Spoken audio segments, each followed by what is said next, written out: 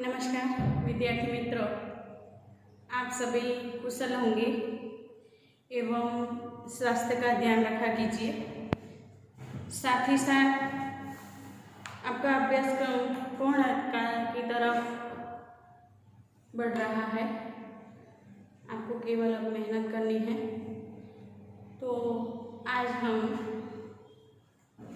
अपने अभ्यासक्रम का 20वां पाठ मनोहर पुरी की सीमा पर, जो उपन्यास का एक अंश है जिसके लेखक हैं गोवर्धन राम त्रिपाठी, जिनका जन्म सन 1895 और निधन सन 1907 इसको हुआ था। तो गोवर्धन राम त्रिपाठी गुजरात के ख्यातनाम कवि हैं, जिनका जन्म गुजरात के नडियाद शहर में हुआ था। वे मुंबई यूनिवर्सिटी के प्रारंभिक स्नातकों में से एक थे। मुंबई यूनिवर्सिटी से स्नातक किया उन्होंने, फिर LLB भी किया। करने के बाद मुंबई में वकालत आरंभ की और एक सफल वकील के रूप में ख्याति पाई। साहित्य सर्जन के प्रति उनका गहरा लगाव था। तो गुजरात के कवि थे, इसीलिए उन्होंने कहीं उपन्यास भी लिखे हैं। फिर उनका साहित्य सृजन मतलब ऐतिहासिक अंशों पर आधारित उनका साहित्य सृजन है। तो उनकी श्रेष्ठतम रचना सरस्वती चंद्र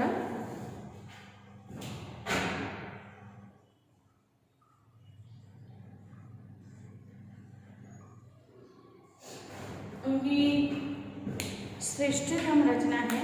उनके ऊपर एक सीरियल भी बन चुकी है, जिसको आप सभी ने देखा होगा और पढ़ा भी होगा। तो यह उनकी श्रेष्ठतम रचना है, जो 4 खंडों में विभाजित है, लगभग सभी भारतीय भाषाओं में अनुदित है। इसके अलावा स्नेह मुद्रा, लीलावती, जीवन कला, स्नेह मुद्रा,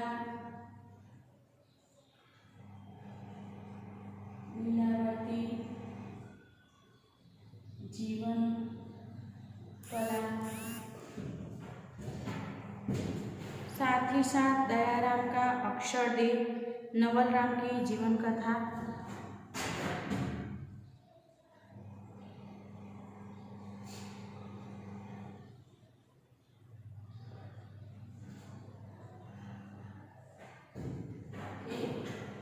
नवल राम की जीवन कथा,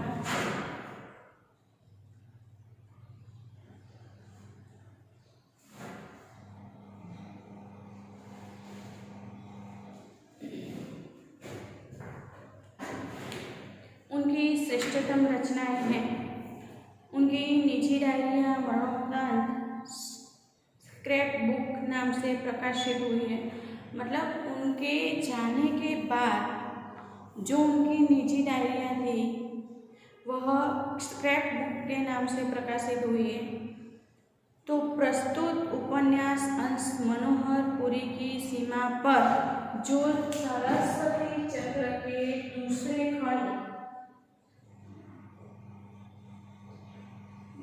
खंड पर आधारित है और उनमें से एक भाग लिया गया है। यहाँ ऐतिहासिक नगरी, हमारा भारत एक ऐतिहासिक नगरियों से भरा पड़ा है। कहीं ऐतिहासिक स्थल ऐसे हैं जो बखूबी बहुत ही चर्चित एवं मनोरम्य हैं। मनोहर पुरी की सीमाओं का प्राकृतिक, अलंकारिक एवं मनोहारी वर्णन के साथ आगे बढ़ती कथावाचक को अपनी ओर आकर्षित किया है। तो मनोहर पुरी सुवर्णपुर से लगभग 10 कोस दूर, ध्यान में रखना, किताब खोलकर बैठिए और साथ ही साथ मैं आपको जैसा सिखाती जाती हूँ, बढ़ते जाती हूँ, वैसे ही आप आगे की ओर बढ़ते जाएं। और मनोहरपुरी सुवर्णपुर से लगभग 10 किलोमीटर जैसा दूर है। प्राचीन काल में वह एक महान नगरी थी। विद्वान, स्वतंत्र और प्रतापी राजाओं की राजधानी थी। काल के प्रताप से उन राजाओं को मलेच्छों ने जीत लिया था। तो समय के अनुसार राजा महाराजाओं में युद्ध होता रहता था, तो उसको मनोहरपुरी प्रतापी राजाओं की राजधानी थी।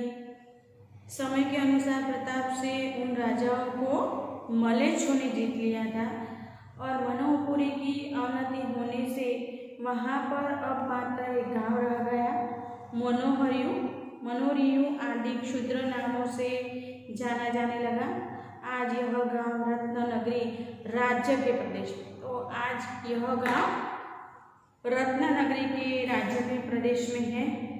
और इतिहास पूजक बुद्धि वालों विद्या चतुर को वह प्रिय होने से उनकी सविशेष देखभाल की जाती है। विद्या चतुर थे बुद्धि वाले, इतिहास पूजक मतलब इतिहास को मानने वाले थे, ये सविशेष देखभाल की जाती है। विद्या चतुर का जन्म भी इसी गांव में हुआ था।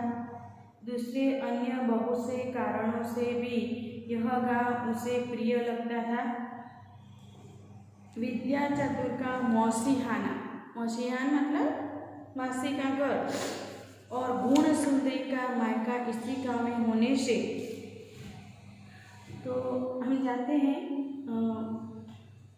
गुण सुंदरी नायिका बाल्यावस्था और युवावस्था का प्रारंभिक काल इस दंपति द्वारा इसी गांव में व्यतीत करने से मनोहरपुरी दोनों को मनोहर लगती थी। मतलब वह विद्या चतुर का मौसीहाना था और गुण सुंदरी का मैका था, तो दोनों एक गांव में होने के कारण उन्हें बहुत समय से वह मनोहरपुरी प्रिय थी। मनोहरपुरी नाम का उन्होंने जीर्णोद्धार किया था, तो सर्वकृत्रिम वैभव नष्ट होने पर भी ईश्वर प्रदत्त सुदंत, देखिए ईश्वर प्रदत्त मतलब ईश्वर के द्वारा, कुदरत के द्वारा दी गई कोई भी वैभव वस्तु नष्ट नहीं हो पाती है, इसीलिए इस गांव को छोड़कर नहीं गई थी। इस तथा दूसरे कई कारणों से बहुत से लोगों को यह सब परिचित और प्रिय था। तो कई लोगों में यह मनोहरपुरी प्रिय थी। सुवर्णपुर, रत्ननगरी और अंग्रेजी राज्य इन तीनों से अधिकार क्षेत्र का यह केंद्र बिंदु था और तीनों राज्य के सीमान मनोहरपुरी के सीमान के साथ चलते थे, मतलब एक दूसरे पर आधारित थे। इन राज्यों तथा ईश्वर रचना के सीमान का भी केंद्र बिंदु था। पश्चिम में आधे कोस की दूरी पर समुद्र था, इसीलिए पश्चिमी पवन की लहरें शीतल तथा रमणीय होकर गर्मी की दुस्सहता को मनोहरपुरी से रखती थी। उत्तर में सुंदरगिरी नामक छोटे किंतु सुंदर पर्वत का आरंभ होता। दूसरे दोनों और बड़े वन थे। मतलब मनोहरपुरी नाम से ही हम समझ सकते हैं कि वह कितनी मनोहर थी। कि पूर्व आम का वन, अति विस्तृत असंख्य बरगदों की घटाई, गन्ने के खेत आदि से इस छोटे गांव की दृष्टि सीमा हो गई थी। तो मनोहरपुरी जाते ही समय इसके एक तरफ से सुंदर सुंदर वृक्ष, बड़े बड़े वन थे, आम का वन था, अति विस्तृत असंख्य बरगदों के मतलब वड़ के पेड़, बहुत सी घटाएं उन पर थी। फिर गन्ने के खेत मतलब शेरडी के खेत भी थे। इससे छोटे गांव की दृष्टि सीमा रुध गई थी। ऊंचे और सूखे हरे ताड़ के जंगल दक्षिण दिशा में सुंदरता की ध्वजाओं की तरफ फहराते थे। उनके लंबे और फटे कटे पत्ते पट्टी वाली ध्वजपट से अलग न थे। भद्रा नदी की सुभद्रा नामक शाखा पूर्व से दक्षिण आकर, देखिए भद्रा नदी की सुभद्रा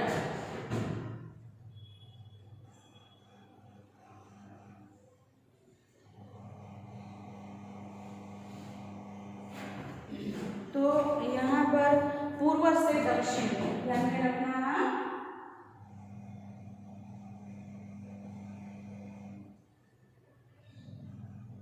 दक्षिण की ओर बढ़ती जा रही थी। टेढ़ी मेढ़ी नदियों की हमेशा गति टेढ़ी मेढ़ी थी।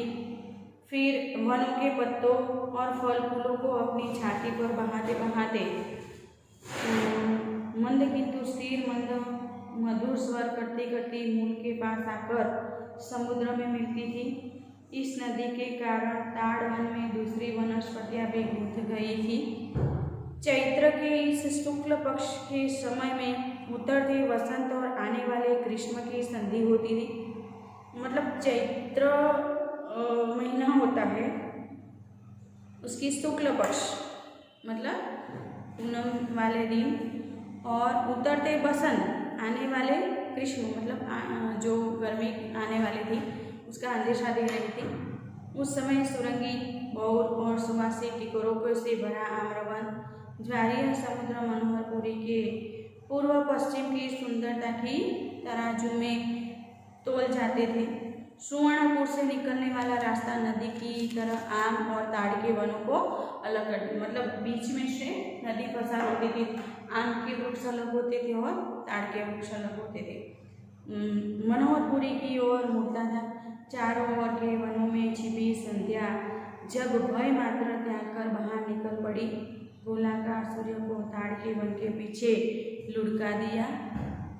उस ज्योति का तेज अस्त होते होते भी उसे ऊंचे ताड़ पर टिका हुआ दिखाई दिया। तब संध्या के कारण शिथिल बनी सड़क पर बैलगाड़ी कसी थी, मतलब संध्या का समय हो रहा था। सूर्य ताड़ के पीछे लुढ़का जा रहा, मतलब धीरे धीरे अस्त होने की तैयारी कर रहा था। उस समय एक बैलगाड़ी घिसती हुई चली जा रही थी। विश्राम स्थल पास आया, जानकर थके हुए बैलों को जोश आ गया। मतलब जब विश्राम करने का समय आएगा तो बैल भी जल्दी से चलने लगे।